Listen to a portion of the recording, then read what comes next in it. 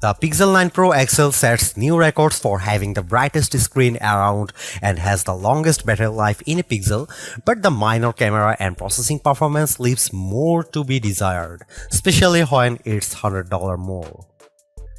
Something different happened last fall. For the first time in a long time, I made a Pixel phone as one of my daily drivers, and it's a decision I don't regret after putting the Pixel 8 Pro through countless photo shootouts and comparisons against all the best phones around. Now that its successor is finally here, I have high expectations for the Pixel 9 Pro XL. That's because the Pixel 8 Pro stuck around for almost a year, even when newer Android phones like the OnePlus 12 and Galaxy S24 Ultra tried to tempt me away from it. Google's rearranging its Pixel lineup because instead of just one flagship model, we are getting two Pro models instead. Technically speaking, the Pixel 9 Pro XL is the direct successor to the Pixel 8 Pro because of their similar sized screens, whereas the Pixel 9 Pro has a much smaller display. I break down all the details about them in my Pixel 9 and Pixel 9 Pro versus Pixel 9 Pro XL comparison. Given the opportunity of the iPhone 15 Pro Max and Galaxy S24 Ultra, Google's arming the Pixel 9 Pro XL with bigger upgrades like newer cameras, more helpful AI features, and a stronger, more durable design. In my Pixel 9 Pro XL review, I will see if it's a worthy update that could convince people to choose it over rival phones. I am starting to believe that phone makers are leaning on software more so than the hardware to propel their cameras, and the Pixel 9 Pro XL is proof of this. That's because its triple camera system consists of a 50 megapixel main camera, 48 megapixel ultra wide, and 48 megapixel telephoto with 5x optical zoom. Technically speaking, the main and telephoto cameras are identical to Pixel 8 Pro, however, the ultra wide benefits from a wider f1.7 aperture, which makes it more suitable for low light. While the rear cameras are similar for the most part, it's the selfie camera that gets the biggest upgrade. A pixel crunching 42 megapixel autofocusing front camera with a wider 103-degree field of view. I won't spill the beans on how it performs just yet, but it's undoubtedly a big upgrade if you intend on using it a lot. Meanwhile, the camera interface is just as intuitive and robust as ever before.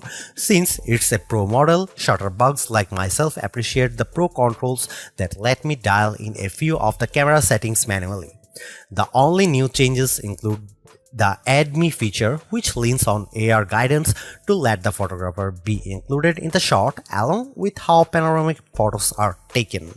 Here are some camera samples of Google Pixel 9 Pro XL.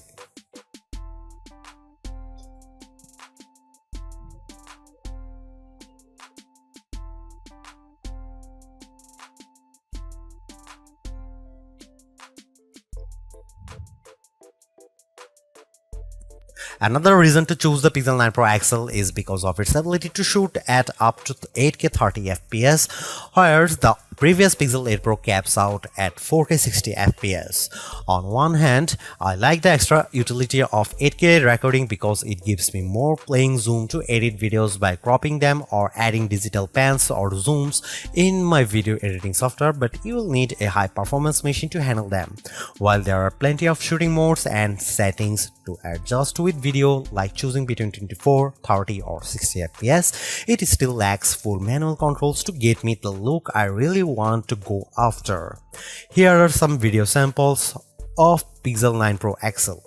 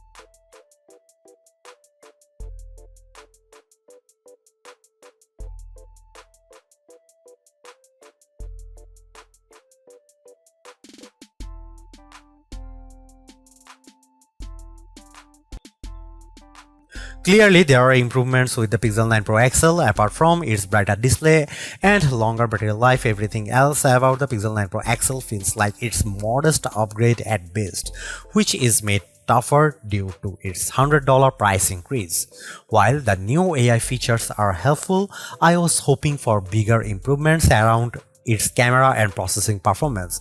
Given that the Pixel 9 Pro has the same exact camera arrangement as this, there isn't much justification on picking the Pixel 9 Pro XL for photography.